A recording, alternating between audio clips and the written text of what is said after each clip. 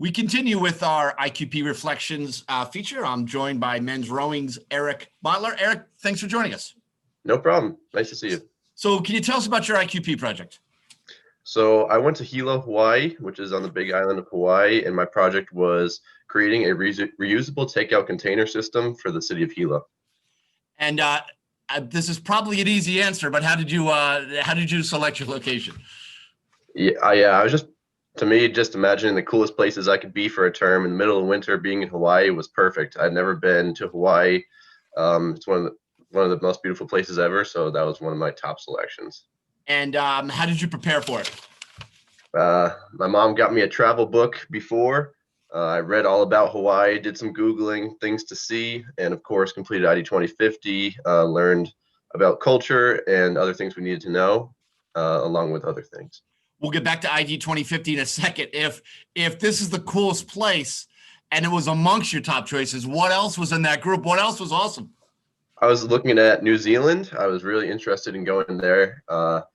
It was all the way on the other side of the world. I wanted to check that out. Japan was really interesting to me. It's a place I've always wanted to go. Those were among my other top two choices. Great. Let's get back to ID 2050. Some people say it's a great experience. Some say it's a really challenging experience. What were your thoughts?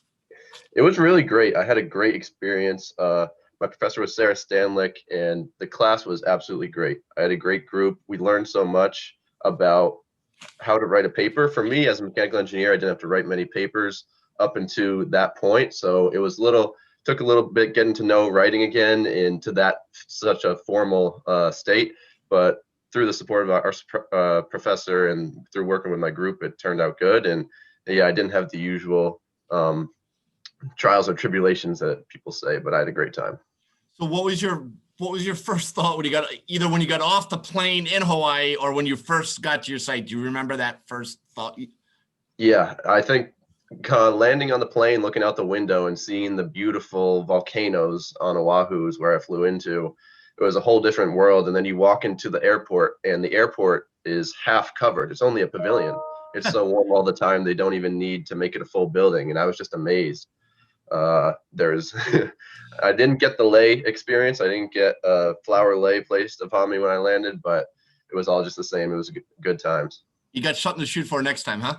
Definitely. And what was a typical day like on your IQP? Can you talk us through that? Yep. Typical day. We would wake up, eat some breakfast. They'd have some fresh fruits put out at the hotel, and some banana bread every day. The banana bread was great. I had multiple pieces a day, fuel. Then me and my group would work outside under the lanai in our hotel, just sit around with our computers, work on our paper. And the main part of our project was interviewing restaurant owners to get their opinions on how we could change single-use plastic food containers to reusable containers to help save the load on their closing landfill, which is filling up. Then after doing some work in the morning, we would go to the County of Hawaii building, take an Uber there and meet with our project sponsor. And we talk about our plans going forward, interviews we've had, and work on our final presentation to our stakeholders. Then at the end of the day, we'd have some dinner, and then we'd try to get out and see something new almost every day, whether it was walk from our hotel, take an Uber to a cool waterfall, and on the weekends, we got to take bus trips around the whole Big Island. What were some of your best memories there? We did almost everything you can possibly do on the Big Island. We went to Mauna Kea, 13,000 feet, saw snow in Hawaii, went straight from the beach to snow. It was a crazy experience. The altitude really affected me. It was the first time I'd been above 10,000 feet, and we were huffing and puffing just walking around up there. Beautiful views. You could see all the observatories. We also saw the Green Sands Beach. We hiked out there at sunset. It was so beautiful. And finally, we went to South Point, which is the southernmost point in the United States. And that was also beautiful as well. Is there anything that happened on your IQP project on the academic part that you didn't expect? Any adjustments you had to make? Or did everything go according to plan? Well, going into, we had an inkling this might happen, but when you're walking in as people coming from Massachusetts and you want to talk to every restaurant owner in an area, some take you seriously and some do not. So some restaurant owners didn't want to talk to us. I remember we were in a cafe, and that's where we did some of our work, and we decided to talk to the restaurant owner, and they were just, it seemed like they were just mad about how small businesses were doing in the town of Hilo. It wasn't really mad at us, but that kind of reflected in our interview, and we saw some of that emotion come through in the form of anger, and we had to adapt to that. We had to just handle that in the moment.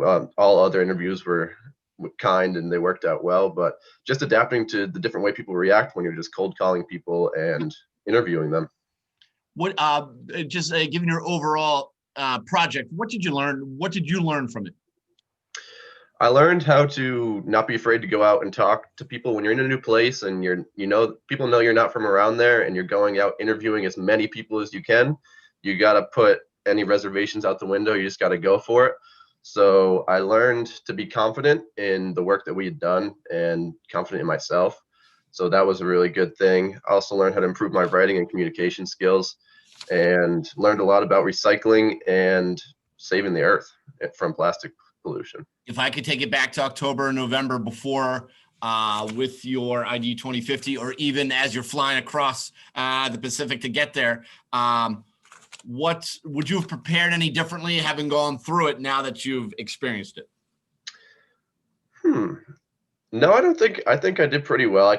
Nothing jumps to mind for changing anything. I felt pretty well prepared. Yeah. Great. Nothing on that front. Now, the most anxious moment, the time that the grade comes, you want to share that with us? I got an A. Great. You want to shout out your group and your advisor? Yeah. I worked with Sarah Stanlick and Lauren Matthews. Lauren Matthews was the advisor. Sarah Stanlick was the ID 2050 professor. My group mates were Jackie Kreil, Brian Cochran, and Lindsay Georgie. Great. Well, it sounds like you had a wonderful experience. Will you go back and visit? Definitely, 100%. And will you hit Japan and New Zealand when you get a chance to? I like that plan, Rusty. Hey, Eric, thank you very much for sharing your IQP reflections, and best of luck this spring on the water.